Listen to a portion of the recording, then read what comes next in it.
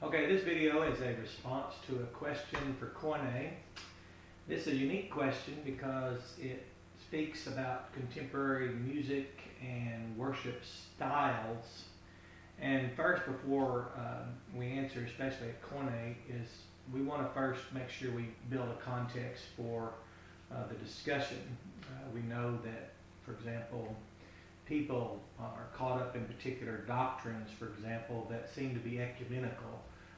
Once I was in a conversation with a man who was caught up in rapturism, and he was in a conversation with someone who was in some type of religious tradition that advocated works for salvation, performance-based or keeping of their salvation, a system of continuing gifts rather than speaking of the completed testimony of Christ. So I asked him, well, what would a discussion about the rapture have to do with a person like that? First, if you don't believe the gospel, you're not born again through it. That is, you're not born through the gospel. As Paul said, he fathered people through the gospel. And then once born again, if you have not been baptized, that is, severed your ties, come out, been baptized into Christ, that is the assembly as mentioned in Ephesians, speaking of Christ, that is the assembly, speaking of in baptism in reference to in Romans 6, in the book of Acts, in Mark 16. All these things are about the gospel of Christ. It's about the death, burial, and resurrection of Christ. So no gospel, no baptism, and then no communion, that is fellowship into the gospel according to the Bible. Philippians, the first chapter, speaks of our fellowship into the gospel. Then conformity to the image of Christ in order that Christ might be the firstborn among many brethren. Then the transformation that prevents us from being fashioned according to the world. That is the transformation through the renovation of our minds. Talking about the heart of flesh upon which the New Testament's inscribed. That growing up to the full measure of the stature of Christ. The moving on to completion, perfection. The book of Hebrews, that is the book of our new covenant. There's just several things of which the scriptures speak that would definitely be first and foremost before we were to speak to someone who is in a religion, any kind of man-forged religion that has a modified message, a message that has no power for a person when they believe it to be born again. They have no baptism. If you're either baptized or you're not according to the Bible.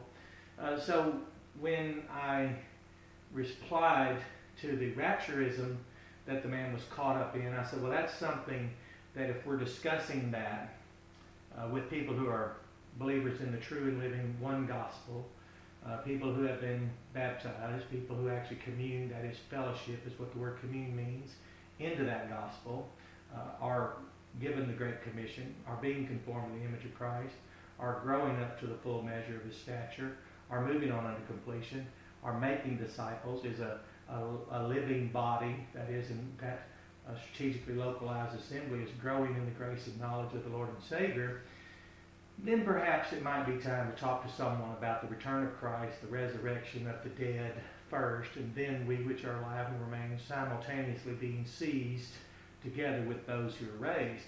But just as rapturism can be a distraction, a conversation that might be premature, so is this question of contemporary worship styles and music.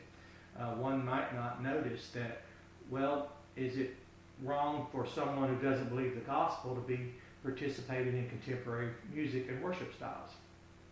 What difference would it make? For example, not being of the religious orders and traditions, not being Catholic, Protestant, not being Judaic, Islamic, occultic, and certainly not of these ever-increasing, spontaneously erupting religious groups that pop up everywhere, who have no relationship with the faith once delivered, who do not come out from among that which the blood of Christ has redeemed us.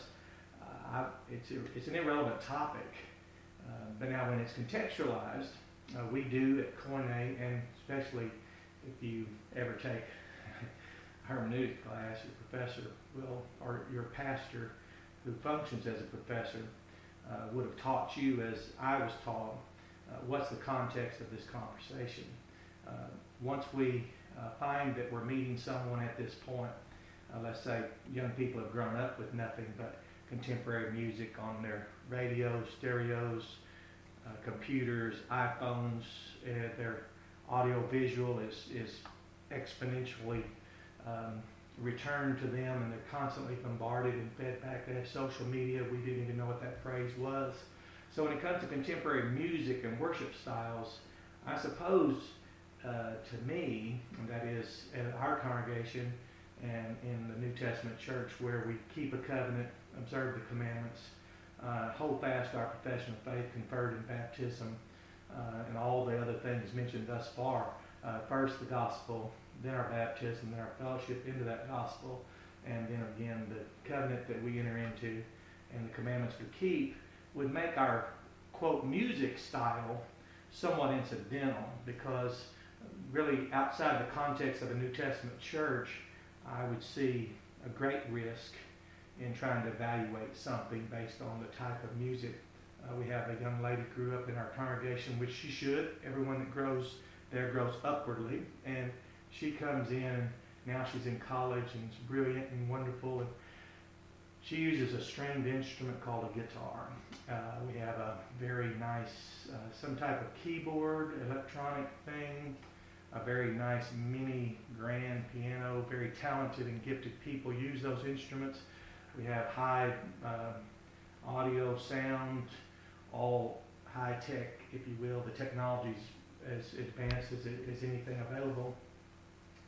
We have video screens, nice high-end flat screen televisions, but everything's in the context of the New Testament church, which determines if the worship style is acceptable to God, not whether or not we have a guitar or not have a guitar.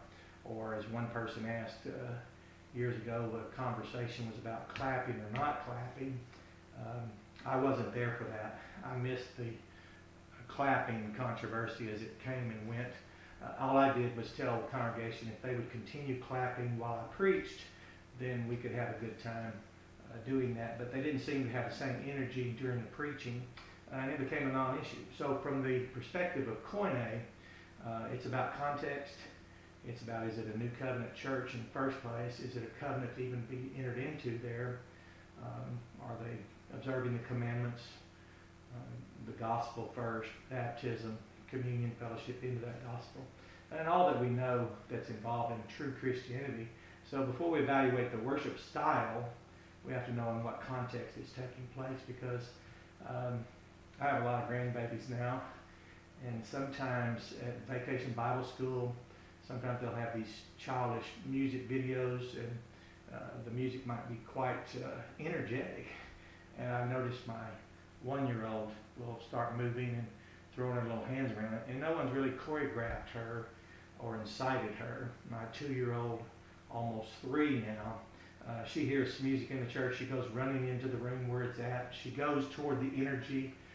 She runs to the people that are there, and they greet her, and she's excited to be there. But I never thought about that outside the context of a New Testament church. So that's the response, and it's enough for that, for us to consider how important is the topic when we place it in context.